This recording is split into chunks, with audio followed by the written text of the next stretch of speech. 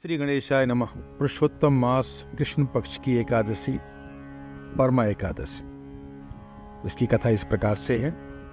श्री युधिष्ठिर बोले कि हे जनार्दन, अब आप अधिक मास की कृष्ण पक्ष की एकादशी का नाम तथा उसके व्रत की विधि बताइए।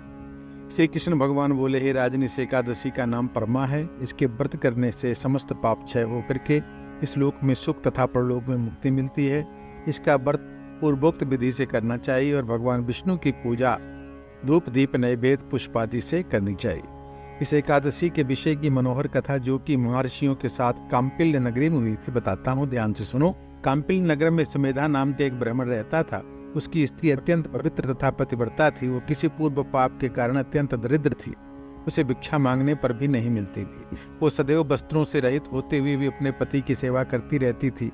वो मेहमानों को अन्न देकर स्वयं भूखी रह जाती थी और पति से कभी किसी वस्तु की मांग नहीं करती। जब सुमेधा ने अपनी स्त्री को अत्यंत दुर्बल देखा तो वो बोला कि हे प्रिय, जब मैं धनवानों से धन मांगता हूँ तो मुझे नहीं देते हैं। गृहस्थी केवल धन से चलती है, मैं क्या करूँ? इसलिए यदि तुम्हारी राय हो तो मैं प्रदेश जाकर कुछ काम करूँ, क्योंकि विद्वानों ने काम की प्रशंसा की है। इस पर उसकी स्त्री विनीत भाव से बोली, हे प्राणनाथ, मैं आपकी आज्ञा की दासी हूँ। पति अच्छा और बुरा जो भी कहे पत्नी को वही करना चाहिए। मनुष्य को पूर्व जन्म के कर्मों का फल मिलता है। सुमेरु पर्वत पर रहते हुए भी मनुष्य को बिना भाग्य के स्वर्ण नहीं मिलता। पूर्व जन्म में जो मनुष्य विद्या भूमि दान करते हैं उन्हें इस जन्म में विद्या और भूमि मिलती है। विधाता ने भाग्य में जो कुछ लिखा है वो टाले नहीं टलता। यदि कोई मनुष्य दान नहीं करता तो भगवान उसे केवल अन्न ही देते हैं। इसलिए आपको इसी स्थान पर रहना चाहिए, क्योंकि मैं आपकी वियोग नहीं सह सकती। पति बगैर स्त्री की संसार के माता पिता भाई ससुर संबंधी सब निंदा करते हैं। इसलिए हे प्राणनाथ, आपको इसी स्थान पर रहना चाहिए। एक समय कौंडिन्य ऋषि उस जगह आए। उनको आते देखकर सुमेधा सहित स्त्री ने प्रणाम किया और बोले, हम आप धन्य हैं, आज हमारा जीवन सफल हुआ जो आपके दर्शन हुए। उन्होंने उसको आसन तथा भोजन दिया। भोजन देने के पश्चात पतिव्रता बोली, हे मुनिवर, आप मुझे दरिद्रता का नाश करने की विधि बतलाइए। मैंने अपने पति को प्रदेश में धन कमाने से जाने से रोका है। मेरे भाग्य से आप आ गए हैं। मुझे पूर्ण निश्चय है कि अब मेरी दरिद्रता शीघ्र ही नष्ट होने वाली है। अतः आप हमारी दरिद्रता नष्ट करने के लिए किसी व्रत को बताइए। इस पर कौंडिन्य ऋषि बोले कि मलमास की कृष्ण पक्ष की परमा एकादशी के व्रत से समस्त पाप दुख और दरिद्रता आदि सब खत्म हो जाते हैं। जो मनुष्य इस व्रत को करता है वो धनवान हो जाता है। इस व्रत में नाच गान आदि सहित रात्रि जागरण करना चाहिए। कुबेर को महादेव जी ने इसी व्रत के करने से कुबेर पति यानी धनाध्यक्ष बना दिया। इसी व्रत के प्रभाव से सत्यवादी राजा हरिश्चंद्र को पुत्र, स्त्री और राज्य प्राप्त हुआ था। उस मुनि ने उसको एकादशी के व्रत की समस्त विधि बताई।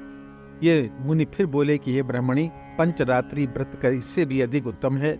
परमा एकादशी के दिन प्रातः काल नित्य कर्म से निवृत्त होकर विधि पूर्वक पंचरात्रि व्रत आरंभ करना चाहिए।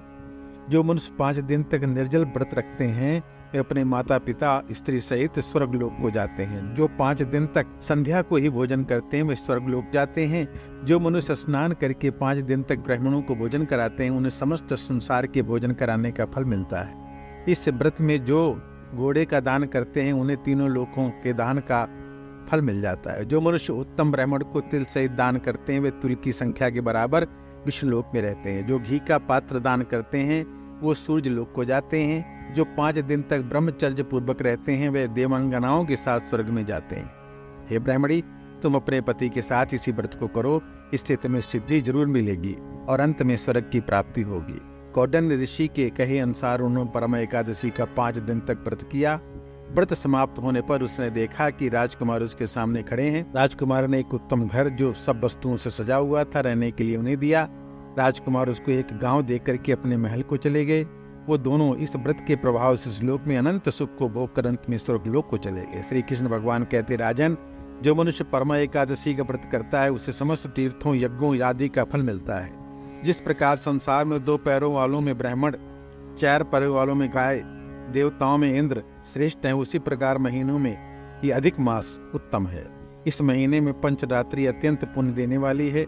इस महीने में पद्मिनी और परमा एकादशी भी बड़ी श्रेष्ठ है।